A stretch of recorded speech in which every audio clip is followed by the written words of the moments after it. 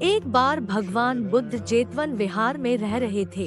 भिक्षु चक्षुपाल भगवान से मिलने के लिए आए थे।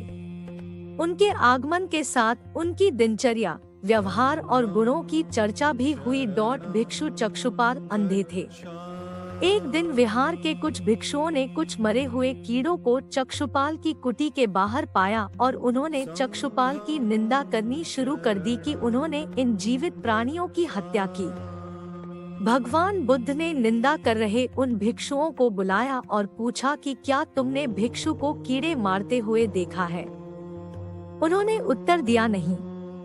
इस पर भगवान बुद्ध ने उन साधकों से कहा कि जैसे तुमने उन्हें कीड़ों को मारते हुए नहीं देखा, वैसे ही चक्षुपाल ने भी उन्हें मरते हुए नहीं देखा और उन्होंने कीड़ों को जानबूझकर नहीं मारा है, इसलिए उनकी भर्त्सना करना उचित नहीं है।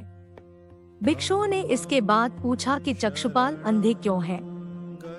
उन्होंने इस जन्म में अथवा पिछले जन्म में क्या पाप किए? भगवान बुद्ध ने चक्षुपाल के बारे में कहा कि वे पूर्व जन्म में एक चिकित्सक थे। एक अंधी स्त्री ने उनसे वादा किया था कि यदि वे उसकी आंखें ठीक कर देंगे तो वह और उसका परिवार उनके दास बन जाएंगे। स्त्री की आंखें ठीक हो गई, पर उसने दासी बनने के भय से यह मानने से इनकार कर दिया। चिकित्सक को तो पता था कि उस स्त्री की आंखें ठीक हो गई हैं।